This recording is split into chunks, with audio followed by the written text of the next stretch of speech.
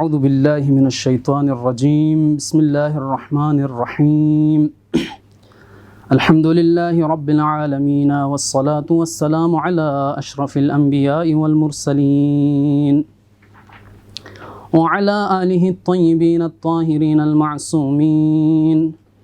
ولعنۃ اللہ علی اعدائهم اجمعین من الآن الى قیام یوم الدین اما بعد فقد قال اللہ الحکیم فی محکم کتابہ ومتقن بیانہ بسم اللہ الرحمن الرحیم وَلْتَكُن مِّنكُمْ أُمَّةٌ يَدْعُونَ إِلَى الْخَيْرِ يَأْمُرُونَ بِالْمَعْرُوفِ وَيَنْهَوْنَ عَنِ الْمُنكَرِ۔ سورہ آل عمران کی آیت نمبر 104 کی تلاوت کا شرف حاصل ہوا۔ اس آیہ مجیدہ کے ضمن میں میرا موضوع سخن ہے اقتدار اور اقدار میں کیا فرق ہے۔ دیکھیں، اکثر طور پر تاریخ کا مطالعہ کرنے سے ہمیں معلوم ہوتا ہے، اکثر طور پر جنگیں جو لڑی گئی ہیں وہ اقتدار کے حصول کے لیے لڑی گئی ہیں۔ کم و بیش ہمیں یہی نظر آتا ہے کہ جو بھی مقتدر شخص، جو بھی صاحب اقتدار ہیں، اس کی کوشش یہی ہوتی ہے کہ ہمیشہ اقتدار اس کے ہاتھ میں رہیں، اور جب وہ اس اقتدار کو بچانے کی کوشش کرتا ہے تو لا محالہ بعض اوقات وہ جنگ کرنے پر مجبور ہو جاتا ہے۔ واقعہ کربلا نہضت امام حسین علیہ السلام کا مطالعہ کرنے سے ہمیں معلوم ہوتا ہے کہ امام حسین علیہ السلام کی یہ جو جنگ ہے یزید لعنت اللہ کے ساتھ، کہ آیا امام حسین علیہ السلام کی یہ جنگ اقتدار کی جنگ تھی یا اقدار کی جنگ تھی؟ اقتدار کو حاصل کرنے کے لیے امام حسین علیہ السلام نے یہ جنگ لڑی، یا امام حسین علیہ السلام کا ہدف اور مقصد کچھ اور تھا؟ جب انسان اقتدار کے حصول کے لیے جنگ لڑنے کی کوشش کرتا ہے تو وہ انسان یہ نہیں دیکھتا ہے کہ آیا میں حق پر ہوں یا غلط راستے پر جا رہا ہوں۔ سن 60 ہجری میں جب معاویہ لعنت اللہ اس دنیا سے واصل جہنم ہوا تو اس نے اپنے بیٹے یزید کو اپنا خلیفہ اور جانشین قرار دیا۔ تاریخ گواہ ہے کہ جب یزید برسر اقتدار آیا تو اس نے مختلف ممالک میں اپنے باپ کے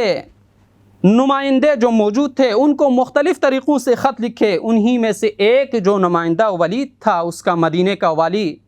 اس کو بھی یزید نے خط لکھا کہ کسی طریقے سے مدینے میں موجود بڑے بڑے لوگوں مثل امام حسین علیہ السلام اور دوسرے جتنے بھی بڑے افراد موجود تھے، صحابی رسول، صحابی امیر المؤمنین اور امام حسن علیہ السلام موجود تھے، ان سے کسی طریقے سے بیعت لیا جائے۔ لیکن امام حسین علیہ السلام کا ہدف کربلا میں جانے کا، کربلا برپا کرنے کا اقتدار نہیں تھا۔ وہ کیسے کہہ سکتے ہیں ہم اس وجہ سے اس طریقے سے کہہ سکتے ہیں، جب ہم امام حسین علیہ السلام کے فرامین کی طرف دیکھیں گے، جب ہم امام حسین علیہ السلام کے بیانات جو مدینے سے لے کر مکہ اور مکہ سے لے کر کربلا تک کے بیانات، جو پیغامات امام حسین علیہ السلام نے ہمیں دی ہے، ان پیغامات کو دیکھنے سے، ان کا مطالعہ کرنے سے ہمارے لیے یہ بات واضح ہو جاتی ہے کہ امام حسین علیہ السلام نے کس لیے جنگ لڑی تھی۔ اقتدار کی جنگ لڑنے والوں کی خصوصیت یہ ہوتی ہے کہ جب ان کی اقتدار کو کوئی خطرہ محسوس ہو جائے، کسی دوسرے کی طرف سے ان سے اقتدار چھیننے کا کوئی خطرہ لاحق ہو جائیں تو وہ برسر اقتدار شخص کی یہ کوشش ہوتی ہے کہ وہ کسی طریقے سے اپنے اقتدار کو بچایا جائیں۔ اقتدار کی جنگ کی خصوصیت یہ ہوتی ہے کہ اقتدار حاصل کرنے والا شخص جب اقتدار کو حاصل کرنے کے لیے جنگ لڑتا ہے تو اس کو ایک فوج کی ضرورت ہوتی ہے، اور ایک شجاع اور بہادر فوج کی ضرورت ہوتی ہے، اور یعنی فوج کے ساتھ ساتھ اس شخص کو ایسے نئے اور جدید اسلحے اور ٹیکنالوجی کی ضرورت ہوتی ہے جو ہر زمانے میں ممکن ہے کہ ہر زمانے میں اس زمانے کے تقاضوں کے مطابق وہ ٹیکنالوجی اور وہ اسلحے مختلف ہو۔ بس اقتدار کی جنگ کے لیے ایک سب سے بڑی چیز جس کی ضرورت ہے وہ فوج کا ہونا ضروری ہے۔ اور دوسری چیز اسلحے کا ہونا ضروری ہے، اور ایک شرط اقتدار کی جنگ میں یہ ہے کہ اقتدار کی جنگ میں صرف ان لوگوں کو بلایا جاتا ہے جو جنگ لڑ سکیں۔ خواتین، چھوٹے بچوں کو کبھی بھی کسی اقتدار کے لیے لڑنے والی جنگ میں کوئی بھی مقتدر شخص اس علاقے کے، اس شہر کے، اس ملک کے بچوں کو یا خواتین کو اقتدار کی جنگ میں نہیں بلاتے۔ لیکن اگر اقدار کی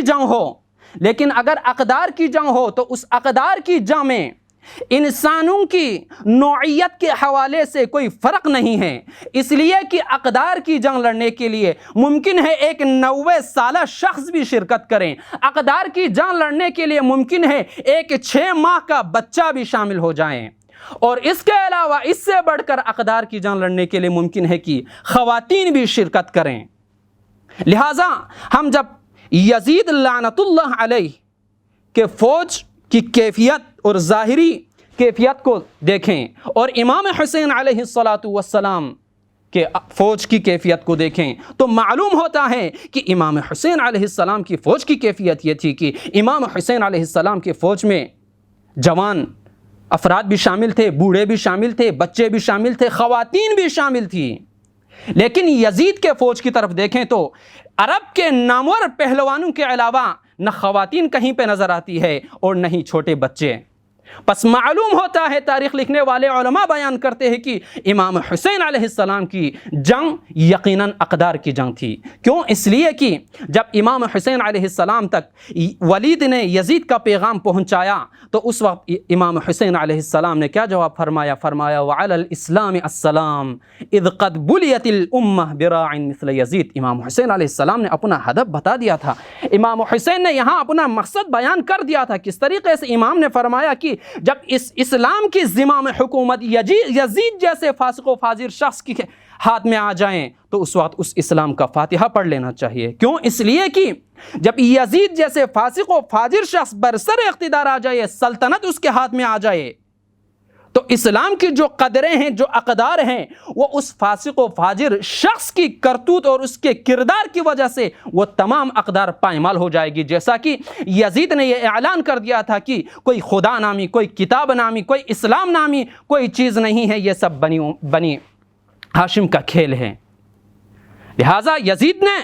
جس پیغمبر گرامی اسلام صلی اللہ علیہ وآلہ وسلم نے ان هو الا وحی یوحی کا مصداق تھا، پیغمبر نے فرمایا تھا کہ حلال محمد حلال الی یوم القیامہ وحرامہ حرام الی یوم القیامہ۔ پیغمبر نے یہ واضح کر کے فرمایا تھا کہ حلال محمد صلی اللہ علیہ وآلہ وسلم تا قیام قیامت حلال رہے گا، اور حرام محمدی کسی کے ہاتھ میں یہ نہیں ہے، کسی کے ہاں یہ جرأت نہیں ہے کہ وہ حرام محمدی کو حلال اور حلال کو حرام قرار دے۔ لیکن یزید لعنت اللہ جب اس منصب خلافت پر فائز ہوا، اس منصب پر آیا، تو اس نے حلال محمدی کو حرام اور حرام محمدی کو حلال قرار دیا۔ یہ امام حسین علیہ السلام کی ذات ہے جس نے احساس کیا کہ اب اسلام کو خطرہ ہے، اب اصل اسلام کو خطرہ ہے، لہٰذا مجھ حسین کو قیام کرنا چاہیے۔ امام حسین کے زمانے میں مدینے کے اگر آپ حالات دیکھیں تو مدینے میں چھوٹے افراد نہیں تھے، بلکہ بڑے بڑے افراد کی تعداد بھی بہت زیادہ تھی۔ ابن عباس جیسے فقیہ، استاد، اصولی فقہی، جس کو شیعہ سنی تمام علماء قبول کرتے ہیں، زبیر ابن عوام، عبداللہ ابن عمر، عبد الرحمن ابن ابو بکر، یہ بڑے بڑے اشخاص تھے۔ ان تک بھی جب یزید کا پیغام پہنچا تو انہوں نے کیا کیا؟